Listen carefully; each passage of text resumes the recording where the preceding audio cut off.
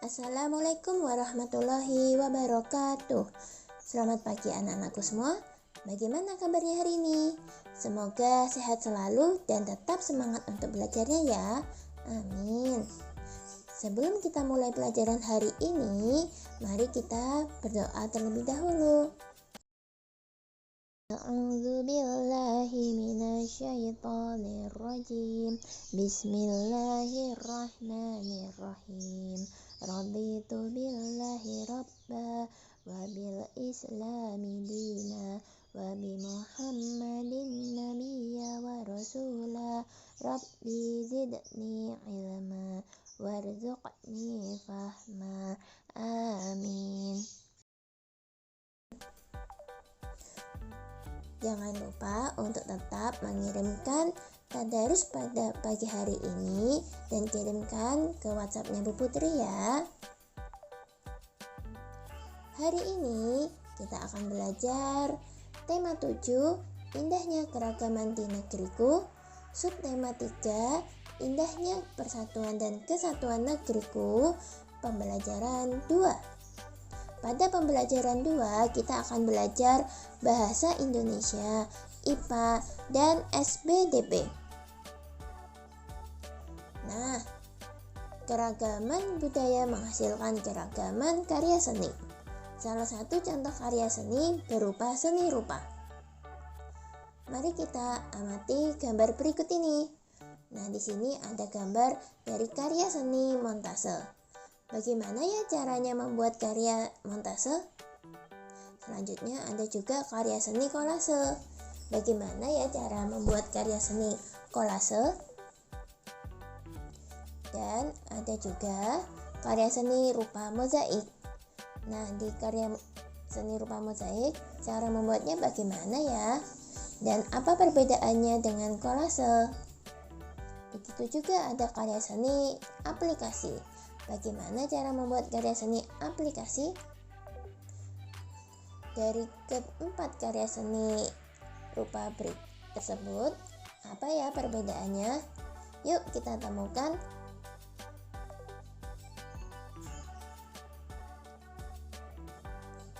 Yang pertama, karya seni montase. Montase dibuat dengan menempelkan gambar-gambar yang sudah jadi. Gambar-gambar itu dapat diambil dari majalah bekas, surat kabar, atau media lainnya. Gambar-gambar itu kemudian disusun ulang, membentuk gambar andikan baru sesuai yang kita inginkan. Nah, di sini ada contoh-contoh karya seni montase. Selanjutnya, untuk kolase. Karya kolase dibuat menggunakan paduan aneka bahan, misalnya dari kertas, kayu, dan kain. Aneka bahan itu ditempelkan pada permukaan gambar. Nah, di sini ada contohnya. Yang di sini karya seni kolase yang terbuat dari biji-bijian, dan sedangkan yang karya seni berikutnya ini terbuat dari kayu, dedaunan kering, dan biji-bijian. Selanjutnya, yang ketiga, karya mozaik. Mozaik dibuat dengan menempelkan potongan-potongan bahan. Dibandingkan kolase, potongan-potongan bahan yang ditempelkan lebih kecil. Bahan yang digunakan pun sejenis. Misalnya, hanya yang digunakan kertas saja, atau potongan kaca saja, atau hanya keramik saja. Namun supaya lebih menarik, digunakan berbagai macam warna. Nah, di sini ada karya seni mozaik yang terbuat dari keramik, dan yang di sini terbuat dari kertas yang dipadukan dari berbagai macam warna. Selanjutnya, karya seni aplikasi. Karya aplikasi dibuat dengan menempelkan suatu bentuk dari bahan tertentu. Karya aplikasi banyak dibuat pada kerajinan kain. Contohnya seperti ini. Di sini terdapat berbagai macam kain yang ditempelkan pada kain yang berbentuk seperti bantal. Selanjutnya yang di sini yang terbuat dari kertas. Jadi ditempelkan berbagai macam kertas, lalu akan ditempelkan kembali ke buku untuk sebagai sampul buku. Selanjutnya, untuk cara membuat montase. Yang pertama, tentukan tema karya, misalnya tentang keragaman budaya di Indonesia. Yang kedua, buatlah rancangan karya montase pada selembar kertas. Yang ketiga, carilah gambar-gambar sesuai rancangan. Gambar-gambar dapat kamu peroleh dari buku bekas, majalah, atau koran bekas. Lalu yang keempat, guntinglah gambar-gambar yang kamu peroleh. Dan yang kelima, rekatkan potongan-potongan gambar pada kertas sesuai rancangan. Lalu jika perlu, lengkapi dengan gambar dengan menggunakan pensil, lalu diwarnai. Selanjutnya, cara membuat karya kolase. Yang pertama, buatlah gambar pada selembar kertas sesuai tema yang dipilih. Lalu yang kedua, siapkan bahan untuk kolase, misalnya kertas, kain, kayu, atau biji-bijian. Lalu, potong-potong bahan kolase kecuali biji-bijian.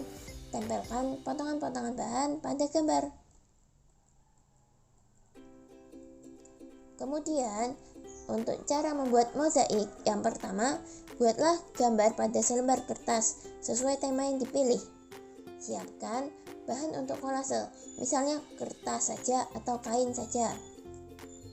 Lalu yang ketiga, potong kertas atau kain menjadi potongan yang kecil-kecil.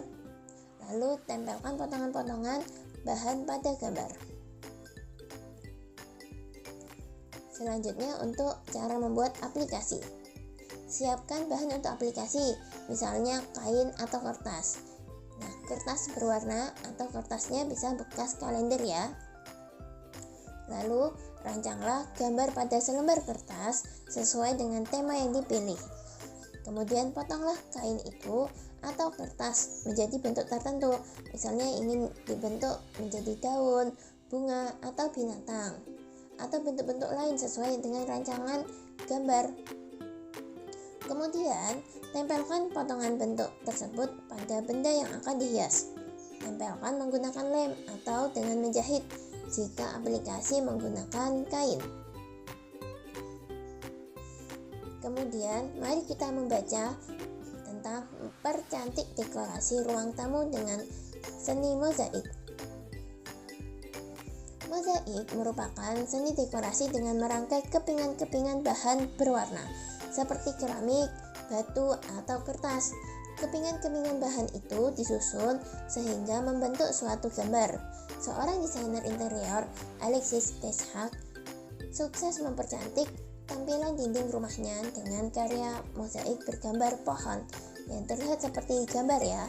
Terlihat sekali karya mozaik ini sangat mempercantik ruang tamu yang ada di gambar ini. Selanjutnya, sebelum merangkai kepingan-kepingan keramik, Alexis Desjardins terlebih dahulu membuat sketsa gambar pohon di dinding rumahnya. Nih, seperti di sini ya, terlihat dia membuat sketsanya dulu. Kemudian menempelkan kepingan-kepingan keramik berbagai macam warna, seperti warna hijau, oranye, dan warna coklat, hingga terbentuklah gambar pohon yang unik dan mempesona.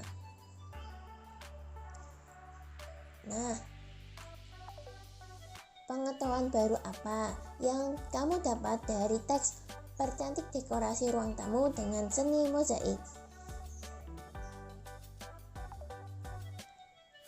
Karya kolase, montase, aplikasi, dan mozaik menggunakan aneka bahan yang dapat digunakan, misalnya kertas, biji-bijian, bulu binatang, kain, kaca, atau keramik. Setiap bahan akan menghasilkan tampilan yang berbeda. Tekstur karya juga berbeda.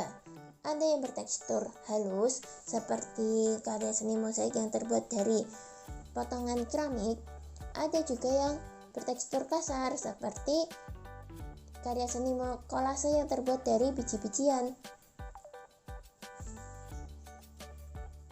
Nah, di sini secara umum ada dua macam tekstur permukaan benda, yaitu kasar dan halus. Setiap jenis tekstur memiliki kelebihan dan kekurangan tergantung peruntukannya.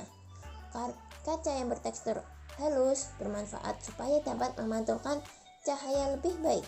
Sebaliknya, ban bertekstur kasar. Kemudian mari kita coba. Yang pertama, siapkan beberapa pulpen atau pensil.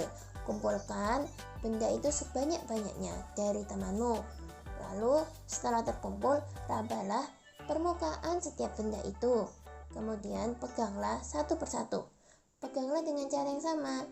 Kemudian bandingkan hubungan kelicinan permukaan benda dengan kemudahan memegang benda tersebut dan catatlah hasil kegiatanmu.